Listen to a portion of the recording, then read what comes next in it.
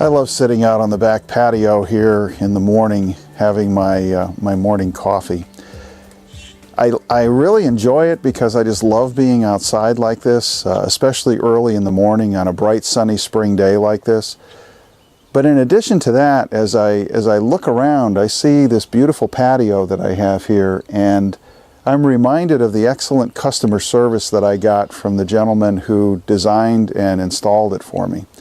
It's really kind of interesting because he came up with some really creative designs. He was very reasonably priced, and his execution of this stone patio and the walls and everything that go along with it was just amazing. Just really outstanding work. And that brings me to the topic that I want to talk about today, and that is customer service. And I have two questions I'd like to explore with you today. The first one is, how big a role does customer service play in your organization? And the second question is, how deep does customer service penetrate your organization? Let me give you an example. A couple of weeks ago, my wife and I decided that we needed to replace the garage doors and the garage door openers here at our house.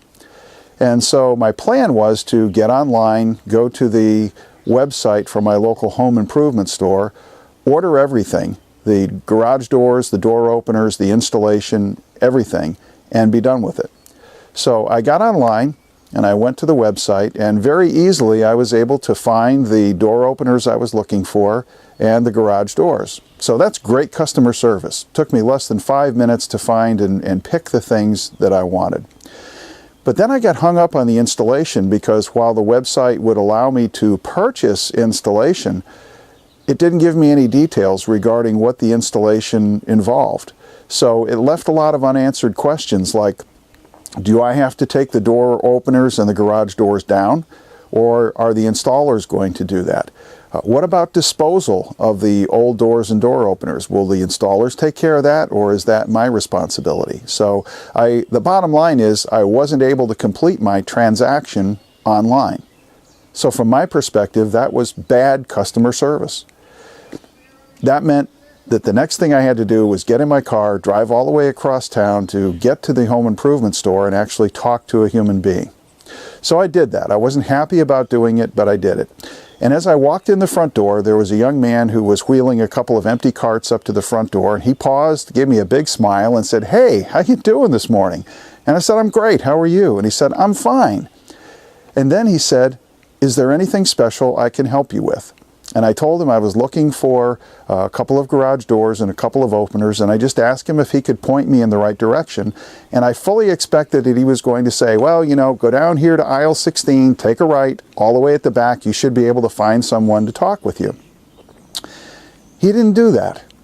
He looked at me and he said, "Follow me." He said, "I'll take you down to our millwork department. I want to introduce you to Ed. Ed is our garage door and door opener specialist, and I'm sure he can help you." So on the way down, we're talking. He asked me my name and where I lived and what I was trying to accomplish with the door openers and the doors and kind of what styles I was looking for. And when we got to the millwork department, he introduced me to Ed. And he told Ed a little bit about me, told Ed my name, told him what I was looking for, and Ed stuck out his hand and said, "Hi, my name's Ed. I'd be more than happy to help you. Let's sit down and talk for a couple of minutes." So we sat down, and at that point, I'm feeling really good because this young man has provided really good customer service. And now I'm sitting with Ed, and Ed said, "Well, let's talk about the size doors you're looking for, and let me get some information from you, and then I can show you the products that I have." And I said, "Well, Ed, I'm kind of already one step ahead. I've been out on the website. I've already picked the doors and the door openers that I want." And he said, "Well, great. That makes our job that much easier. Tell me what you want." And I told him that the garage doors that I picked were Wayne Dalton Series 9100s. And he said, No. He said, "You do not want Wayne Dalton." And I said, "Gee, they look like they're really good quality doors. What am I missing here?" And he said, "The problem is not with the quality of the doors." He said, "Wayne Dalton is an excellent quality product."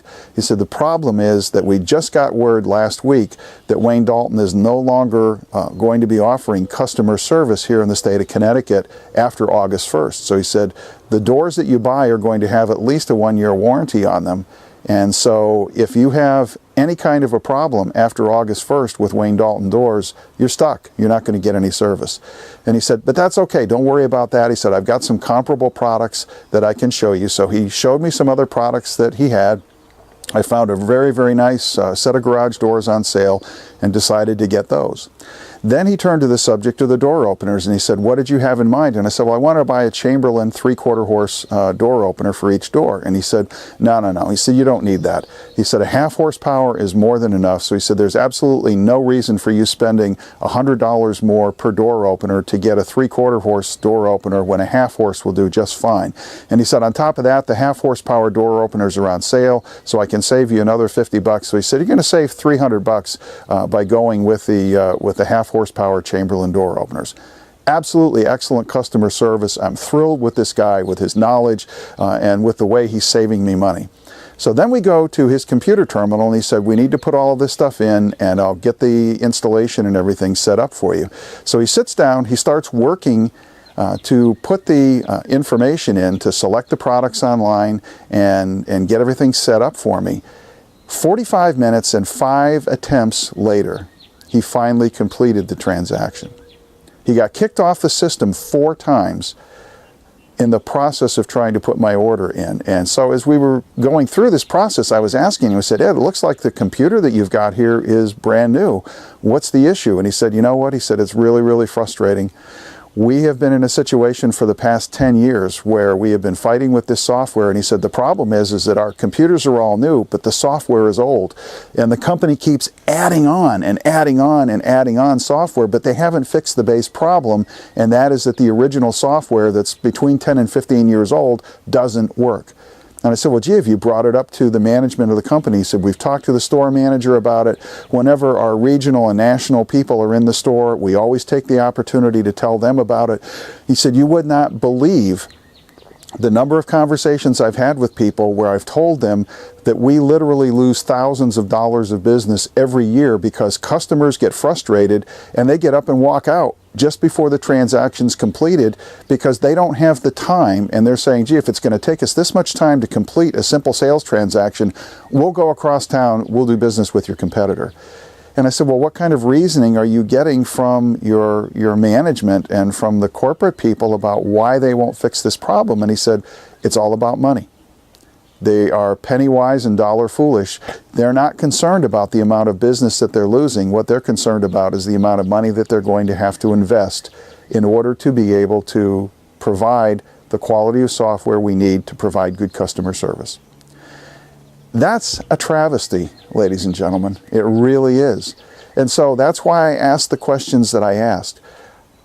How important is customer service to your business? And how deep does customer service go in or drill down into your company? Does it cover things like your website? When people go to your website, if you either have a business-to-business or a business-to-consumer website, how easy is it for people to be able to navigate your website? How easy is it for them to be able to put in requests for information or actually make purchases online? Have you streamlined it? Do you look at things like that? Do you look at the technology in your business and the level of customer service that it provides? Do you look at it from the standpoint of, are my customers going to my website, or are my customers who interface with people in my store who have some sort of a computer system or a point of sale system, are they satisfied? Are we able to make these transactions seamless? Are we able to get them done quickly? And do we generate additional business and happy, satisfied customers as a result of that? If not, you really need to be looking at your business and saying, where can we offer better customer service?